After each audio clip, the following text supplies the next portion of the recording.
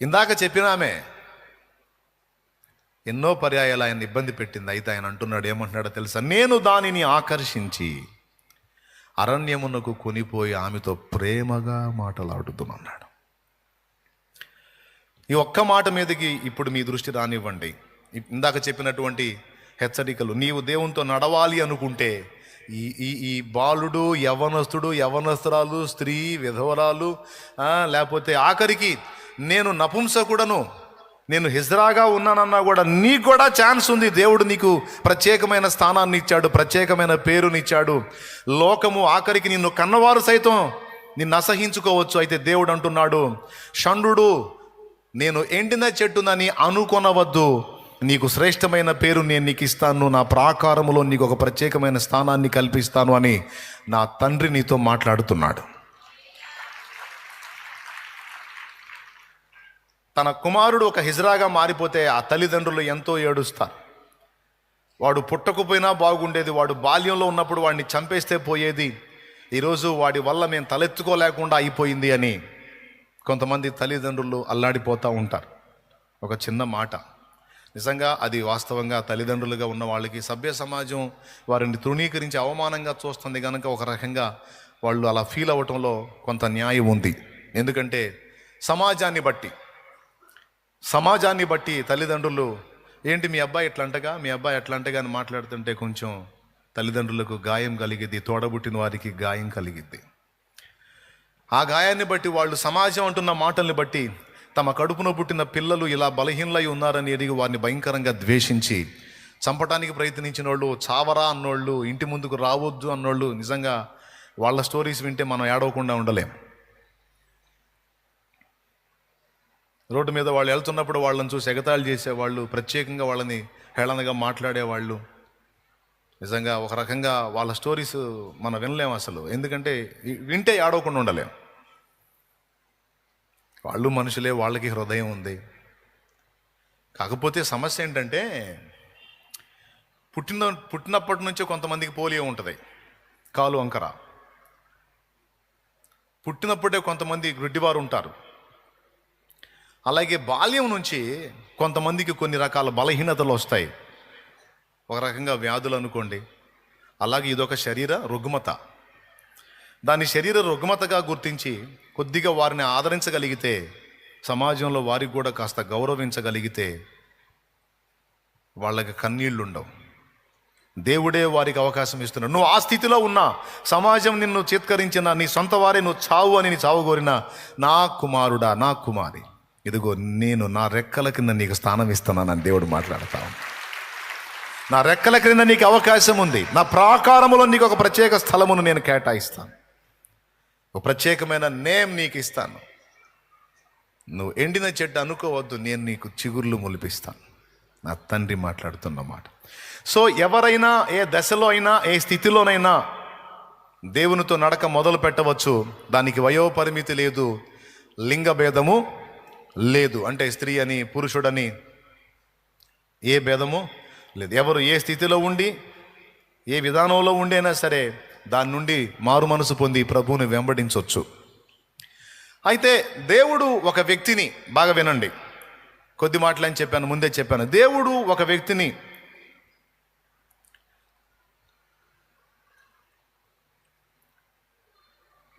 విడిపించాలన్నా, ఆ వ్యక్తి ద్వారా అనేకుల్ని ప్రభావితం చేయాలన్నా, దేవుడు ఒకటి చేయటం నేను స్పష్టంగా గుర్తించాను. అది నా వ్యక్తిగత అనుభవంలోనే కాదు, బైబిల్లోని భక్తుల అనుభవాల్లో కూడా నేను దాన్ని గుర్తించాను. దేవుడు ఏం చేస్తాడో తెలుసా? ఉదాహరణకి నిన్ను దేవుడు బలపరిచి, నిన్ను దేవుడు ప్రభావితం చేసి, నిన్ను విడిపించి నీ ద్వారా ఇతరులను కూడా విడిపించాలని దేవుడు ఒకవేళ నీ విషయంలో అనుకుంటే కాదు, అనుకుంటాడు, అంతే, డౌట్ లేదు అందులో. ఒకవేళ అలా అనుకుంటే, దానికి నువ్వు అందుబాటులోకి వస్తే, ఆయన చేసే మొదటి పని ఏంటో తెలుసా? ఆయన నిన్ను ఆకర్షిస్తాడు. ఎక్కడికి ఆకర్షిస్తాడో తెలుసా? అరణ్యానికి ఆకర్షిస్తాడు. అరణ్యంలో ఎవరుంటారు అంటే, అరణ్యం అంటే ఏం లేదండి, లోకానికి వేరుగా నిన్ను బయటికి తీసుకొస్తాడు. లోకాన్ని వేరుగా నిన్ను బయటికి తీసుకొస్తే అక్కడ ఎవరు ఉంటారంటే అక్కడ తానే ఉంటాడు. అక్కడ ఎవరు ఉంటారు? ఆయనే ఉంటాడు. దేవునికి స్తోత్రం కలుగును గాక. హల్లెలూయా. ఎవడైనను యెహోవాను వెతక గోరిన ఎడల పాళెము వెలుపటికి రావాలి అన్నాడు. ప్రత్యక్ష గుడారం ఎక్కడుంది? ఫస్ట్ మధ్యలో, తర్వాత ఎక్కడుంది? పాళెము వెలుపట. ఎందుకంటే నేను వారి మధ్యన ఉంటే వారిని సంహరిస్తాను కాబట్టి ప్రత్యక్ష గుడారం పాళెం వెలుపట సిద్ధపరచమన్నాడు. ఎవడైనను యెహోవాను వెతక గోరిన ఎడల వాడు ఎక్కడికి రావాలి? ఊరిని వదిలిపెట్టి ఎక్కడికి రావాలి? అరణ్యపు అనుభవంలోనికి రావాలి.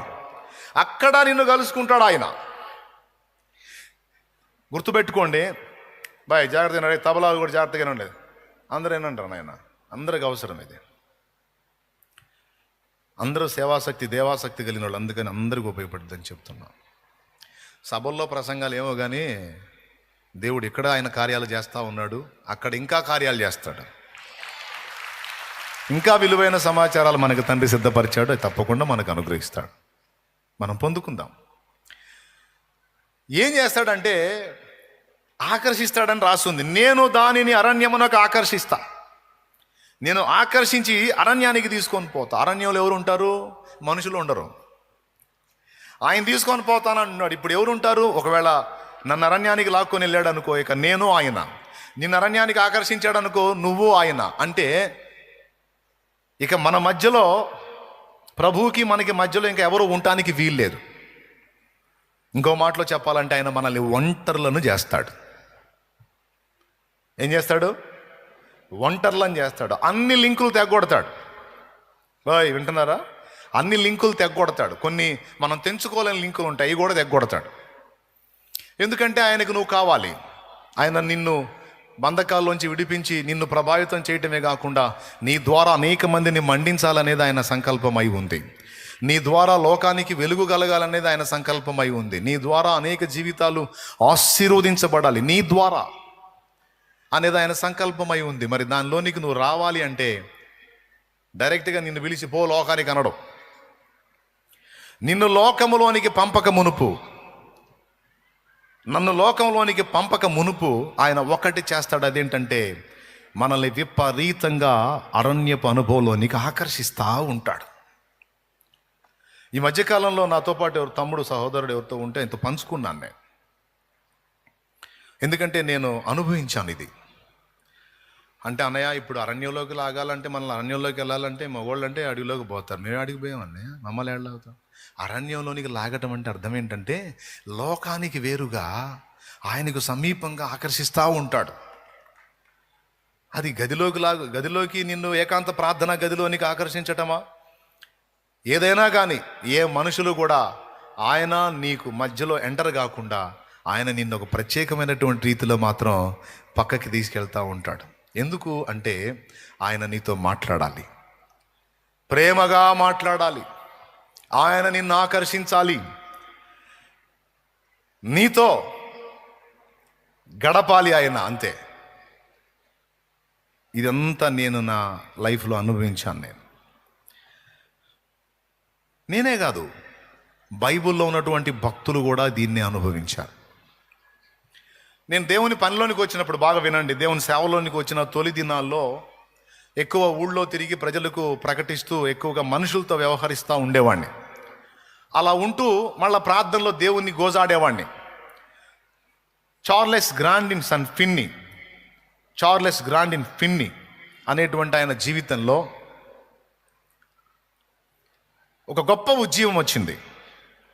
ఆయన కాలంలో, ఆయన ప్రకటించినటువంటి కాలంలో సినిమా హాళ్ళు బ్రేక్ అయిపోయాయి, మద్యపానపు షాపులు మూతపడ్డాయి. ఎందుకంటే బేరాలు లేవు. పేకాట క్లబ్బులు క్లోజ్ అయిపోయినాయి, బేరాలు లేవు. ఎందుకో తెలుసా? ఆయన కూటాలు ఏర్పాటు చేస్తే, ఆయనకు వాక్యం చెప్పడానికి వస్తుంటే, ఆయన ప్రసంగాలకి, ఆయన ఉపదేశానికి అనేక మంది పరివర్తన చెంది, అనేక మంది మారు మనసు పొంది రక్షణానుభవంలోనికి వచ్చి ప్రజలు విపరీతంగా ప్రభువుకి కనెక్ట్ అయిపోయారు. ఎంత గొప్ప ఉద్యమం అంటే అది చరిత్రలోకి ఎక్కింది. ఆయన కాలంలో, ఆయన జీవించినటువంటి కాలంలో అప్పటి కాలపు ప్రజల్లో చాలామంది మీద చెరగని ముద్ర వేశాడు. యేసు ప్రభు వైపుకు అనేకులను ఆకర్షించగలిగాడు చార్లెస్ ఫిన్నీ. మోకాళ్ళుని ఏడ్చి ప్రార్థన చేసేవాడిని నేను. నా అనుభవం చెప్తున్నాను బిడ్డలారా, వినండి జాగ్రత్తగా. ఈ చిలకలూరిపేట పట్టణానికి ఒక దరిద్రపు పేరుంది. బయట ఊళ్ళలోకి వెళ్ళి మీది ఏ ఊరు అని అడిగితే మాది చిలకలూరిపేట అని నేరుగా చెప్పుకోలేం. ఎందుకంటే నెక్స్ట్ వాడు ఏం డైలాగ్ వాడతాడో మాకు తెలుసు. మాది చిలకలూరిపేట అన్నాను అనుకో, వెంటనే వాడు రెండో డైలాగ్ ఏమంటాడు తెలుసా? అక్కడ చిలకలు ఉంటాయంటగా అంటాడు. ఎందుకు? అచ్చంగా వేశ్యావృత్తిలో బ్రతికినటువంటి వాళ్ళు, కొన్ని కుటుంబాలు గతంలో చిలకలూరిపేట పట్టణంలో మనుగడ సాగించినందున చిలకలూరిపేట అనగానే వెంటనే పడుపు వృత్తికి సంబంధించినటువంటి స్త్రీలకు సంబంధించిన మాటలు మాట్లాడేవాళ్ళు. అందుకని ఒక రకమైన సిగ్గుగా ఫీల్ అయ్యి మీది ఏ ఊరు అంటే మాది గుంటూరు పక్కనలే అనేవాళ్ళం. ఒక్కొక్కడు ఓహో అని వదిలేవాడు. ఒక్కొక్కడు మొండోడు ఉంటాడు, సోదోడు. ఒక్కొక్కడు సోదోడు. గుంటూరు పక్కనంటే గుంటూరు పక్కన ఏ ఊరు అంటాడు. మళ్ళీ గుంటూరు పక్కన అంటే మళ్ళీ ఇంకోటి నరసరావుపేట పక్కలే. గుంటూరు పక్కన నరసరావుపేట పక్కనలే అంట. మళ్ళీ డైరెక్ట్ చిలకలూరిపేట మాత్రం రాం. అక్కడతో నరసరావుపేట పక్కన అంటే అదే ఊరు అంటాడు. మళ్ళీ చివరికి చెప్పదు వాడు, తప్పదే వాడు చెప్పాల్సిందే. నరసరావుపేట పక్కన చిలకలూరిపేటలేవా అటు చెప్పు. మరి ఈ డొంక తిరుగుళ్ళని ఎందుకు చిలకలూరిపేట అని చెప్పు. సరే గారు ఏంది మరి మీ ఊరు సంగతి ఏందంటాడు. ఒక రకమైన అవమానం. ఈ ఒకసారి కదా ఎన్నోసార్లు ఎదుర్కొన్నా నేను. ఇది నేనే కాదు, మన చిలకలూరిపేట వాళ్ళందరూ పాప మా బాధలు పడ్డోళ్ళే. ఎంతోమంది నాకు చెప్పారు మన ఊరి పేరు చెప్పాలంటే ఇబ్బంది అన్నా అని. వాస్తవమే, ఎందుకంటే అలాంటి పరిస్థితి గతంలో ఇక్కడ నడిచింది. సో నేను దేవుని చేత పిలుపు అందుకున్నప్పుడు నా వ్యక్తిగత అనుభవం చెప్తున్నాను. దేవుని పాదాల దగ్గరికి వెళ్ళి నేను లోకంలో ప్రకటించడం, మళ్ళీ చర్చిలో ఆ గుడిసెలోనే మోకాళ్ళు వేసి ప్రార్థన చేస్తూ ఏం అడిగాను తెలుసా? చార్లెస్ ఫిన్నీ దినాలలో అంత ఉద్యమం రగిలింది. అది ఫిన్నీ వల్ల రగిలిందా నీ వల్ల రగిలిందంటే నువ్వే రగిలించావు. కాకపోతే ఫిన్నీ నీకు అందుబాటులోకి వచ్చాడు. ఆయనను అభిషేకించావు, ఆయనను వాడుకొని మంట రగిలించావు. దేవా, నువ్వు చార్లెస్ ఫిన్నీకే దేవుడవా? నువ్వు నాకు కూడా దేవుడు.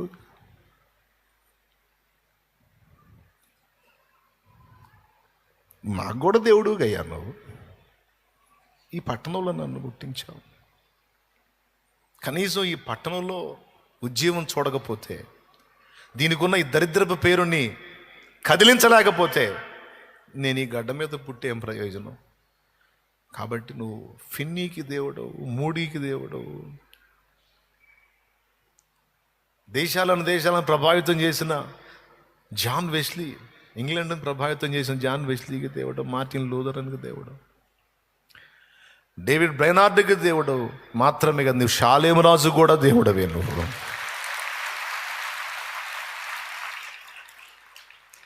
ఒక ఉజ్జీవాన్ని, వారి దినాల్లో చూసిన ఉజ్జీవాన్ని మా దినములలో కూడా చూడాలనేది నా ఆరాటం. అలాంటిది చూపించలేనప్పుడు, అలాంటిది చూసే ఛాన్స్ నాకు లేనప్పుడు నా ఆత్మను తీసుకో, నన్ను ప్రాణాలతో ఉంచొద్దు. లేదా నాకు ఆ ఉజ్జీవాన్ని చూపించు, నాకు ఆ ఉద్యమాన్ని చూపించు. లేకపోతే నా ఊపిరిని తీసుకోమని ప్రార్థన చేయదు. నేను ఇలా ప్రార్థన చేస్తే ఏదో ఆనాడు ఉద్యమానికి వాడబడ్డటువంటి దైవ జనాంగాలను ఎత్తి నేను అలా ప్రార్థన చేస్తే ఈ ఊళ్ళో మానేయటం ఆపేశాడు. ఇప్పుడు నేను ఊళ్ళో తిరిగి అందరికీ ప్రకటించి అందరినీ ప్రభావితం చేస్తే కదా ఉద్యమం వచ్చేది. ఎప్పుడైతే ఈ ప్రార్థన చేయటం మొదలుపెట్టానో, బాగా ఏడ్చి గోజాడి మొర్ర పెట్టుకుంటున్నానో, ఊళ్ళో పోవటం ఆపేశాడు. ఊళ్ళో తిరిగి ప్రజల మధ్యలో జరగటం ఆపేశాడు. ఇక అరణ్యానికి ఆకర్షిస్తూ ఉన్నాడు. నేను ఎరిగింది అది. ఎక్కడికి ఆకర్షిస్తున్నాడు? అరణ్యానికి ఆకర్షిస్తూ ఉన్నాడు. ఇటు ఊరు గమనించండి మీరు. ఇటేముంది? ఊరుందా? నా ఎడం చేతి వైపు ఊరుందా? ఏముంది? పొలాలు, తోటలో ఇయేగా. ఇటు ఊరు లేదు. ఆ ఊరంతా ఎటుంది? అటు కుడి చేతి వైపు ఉంది. అటుపోని ఇట్లా, అటుపోతే ఆత్మలు ప్రభావితం అవుతాయి. అటుపోని ఇట్లా నువ్వు ఇట్రారా అని ఆ పొలాల్లోకి, అడవుల్లోకి తీసుకొని పోయాడు, అరణ్యపు అనుభవంలోకి. అక్కడ కూర్చోబెట్టాడు, అక్కడ మాట్లాడుతున్నాడు. అక్కడ వ్యవహరిస్తున్నాడు. అది ఒక రోజు కాదు, 2 రోజులు కాదు, 3 రోజులు కాదు. ఒక రకంగా చెప్పాలంటే ఒక రకమైన పిచ్చిగా మారిపోయింది నాకు అది. పొలాల్లో నా అనుభవాలు చూసిన వాళ్ళు కొంతమంది రకరకాలుగా అనుకున్నారు. కొంతమంది మానసిక రోగిగా అనుకున్నారు. ఎందుకంటే ఎప్పుడు చూసి ఈ పొలాల్లో తిరుగుతున్నాడు పిచ్చోడు అనుకుంటాను. ఎందుకంటే గడ్డం పెంచుకొని అది ఒక రకంగా ఉండేవాడిని. ఇప్పుడు కూడా గడ్డం ఉంది అంటే అప్పుడు ఇంకా భయంకరంగా ఉండేది. ఇక తిండి లేదు, తిప్పలు లేదు, తిన్నానా తినలేదా, నిద్రపోయానా పోలేదా, నీళ్లు తీసుకెళ్ళానా లేదా, ఏం లేదు. పోవటం, ఆడబడటం, వాక్యాన్ని ధ్యానం చేయటం, దేవునితో మాట్లాడుకోవటం, ఆయన నాతో మాట్లాడటం, నేను ఆయనతో మాట్లాడుకోవటం. ఒక రకంగా చెప్పాలంటే అదొక రకమైనటువంటి మధురానుభూతి.